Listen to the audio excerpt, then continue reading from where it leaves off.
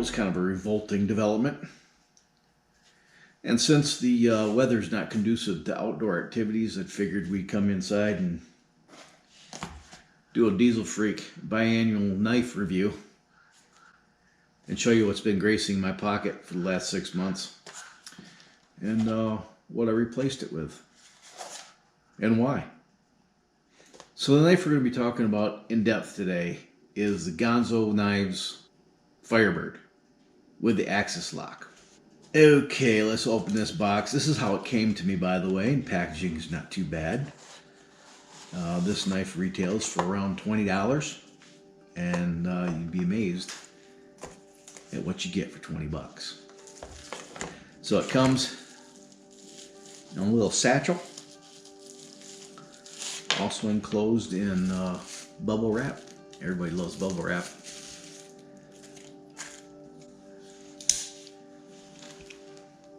There's the knife in all her glory. You have some options available. If you're interested in one of these knives, you can check the description. This particular example comes in carbon fiber.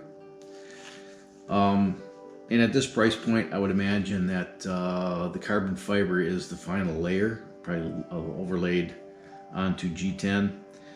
This particular blade is an axis lock, meaning that the locking mechanism is up here, and it you just pull these tabs back, you pull them back, and the knife unlocks.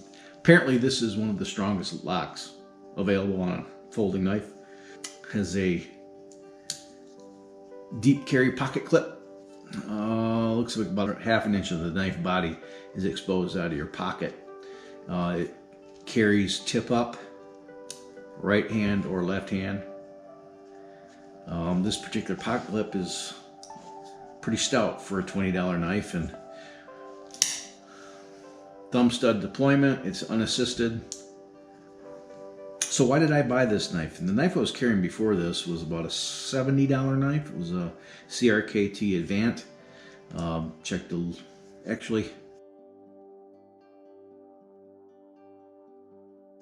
Actually you don't have to check. You can go up there and look if you want to see the review on that knife. I love that knife. I still have that knife and I carry it from time to time. But I have the attention span of a 4-year-old and I like new shiny things. But I don't like to buy really uber expensive stuff because I'm hard on stuff and I tend to lose things. And for some reason, I can't lose a $20 knife. But if I had a $100 knife and I carried it every day, I damn sure would lose it. So that's one of the reasons why I like knives in about the $25 to $75 price point, because they're tools, they're going to wear out, and I'm just not a man of a lot of means. The main reason why I bought this knife was because of the axis lock. Now prior to this, the most well-known axis lock knife that I knew of was a Benchmade Osbourn. And I happen to think, forgive me if you're a fanboy, I happen to think that the Osbourn is a butt ugly knife. I don't like it at all. I think it's hideous. But and on top of that, they're 250 bucks or more. And I didn't want to spend $250 to figure out that I didn't like axis lock knives. So when I was introduced to this knife a couple of years ago by Cutlery Lover, it stuck in the back of my mind. And then when I decided that maybe I was going to try to give an axis lock knife a try to see if I liked it, I thought of that knife and I went looking for it and I found one. Actually, this one here cost me $23 and change. I could have gotten it for $18 and change, but the seller on Amazon showed a picture of this knife with blue accents on the pivot screws, the thumb studs, and the spacer screws were all blue anodized. And I figured, I'll just spend an extra $5 and get that one. It looks special. And lo and behold, it came to me without all those things. So I was a little bit peeved about that. The blade is 440 stainless, I believe. 440C stainless, which you'd expect from a $20 knife. What surprised me first when I got it was the sheer size of it. Let me go get a tape measure real quick.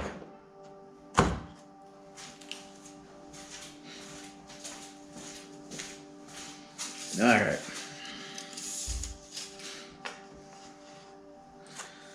So the blade length is about 3.5 inches. The overall length is 8.25 inches. It's a pretty stout toad sticker right there. That will never get old. And you learn some of the tricks of how to deploy and stow the knife with the axis lock, and I really like messing around with opening and closing. Another thing I like about this knife is that deployment is pretty easy. It's filthy right now. There's a lot of pocket gunk in there. But you can get a good purchase on the thumb stud, a little bit of English, and that thing pops open. And of course, you can use the axis lock to your advantage and deploy it without the thumb stud and stow it without the thumb stud.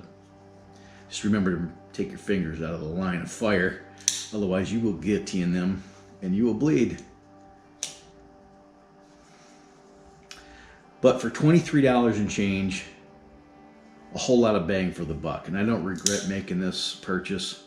And if you're inclined to purchase an inexpensive knife for an EDC blade, you won't be disappointed as well. I'll put a link in the description where you can get yourself one. The seller that I bought mine from no longer has these available, but there are some available, and they also make this knife, the Gonzo Firebird, in a liner lock version. So if you don't like the axis lock, you'd rather have a liner lock version, those are available as well. So I purchased this knife specifically because I wanted to try out an axis lock knife, and I haven't found one yet that I like better than this one in terms of an axis lock knife. But as luck would have it, I was out here working in the garage one day, and I use my knives all the time, mostly for opening mail and boxes, but occasionally I'll use them out here in the garage for picking at things or cutting stuff. And I used the knife, and I set it down and didn't put it back in my pocket. And when I needed a knife a little bit later, I reached for it and it was gone. And I came out here and looked for a little while, and I just couldn't find it, and which is usually the case. I'm usually staring right at it and I don't see it. So I went in the house and went into the hoard and found the other knife. Now I bought this knife March 4th, 2020. And this has been in my pocket since from March to about September, October, somewhere around then. That's when I set it down and couldn't find it again.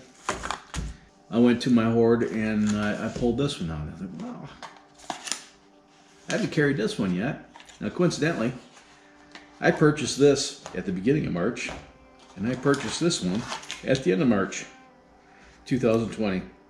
And this one I purchased off drop.com. Drop.com, if you don't know, is an aggregator of dude stuff. They sell EDC gear, watches, personal electronics, camping gear, that kind of stuff. And if you're patient and you're willing to wait a few weeks, you could save yourself a little bit of money and pre-order your product, and it'll come to you when they fulfill the order. Now, like I said, I purchased this one at the end of March, and I received it in mid-April, and it's been on the shelf until I needed a knife, and I misplaced this one and went and dug this one out. And this is the CJRB Centros.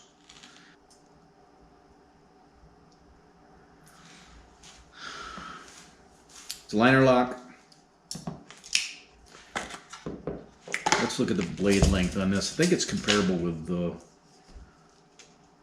Firebird. Actually, yeah, blade length, the cutting length is 3.5 inches, and it's 8 and 5/16 overall length. It certainly doesn't feel big.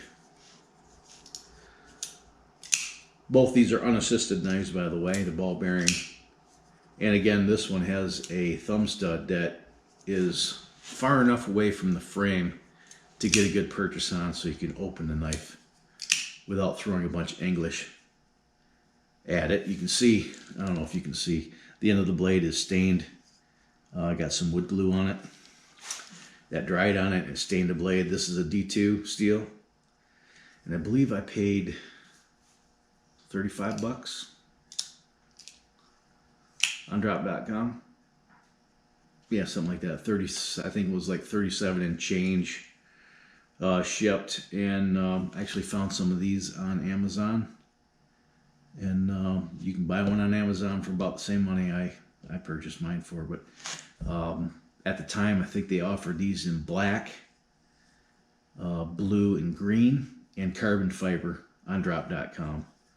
I've only seen OD green on Amazon. So this is the one that went in my pocket in September. This is the one that's going to be in my pocket until probably about March. And then I'll replace that with the next one that's in line, which I also purchased on drop.com. So there's the new one. There's the old one.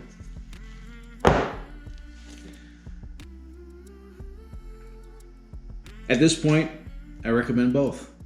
Check the links in the description if you're into knives and you'd like to purchase one yourself.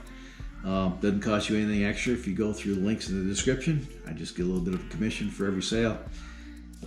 It's just a couple of pennies per sale, but every penny counts. I mean, these knives don't buy themselves.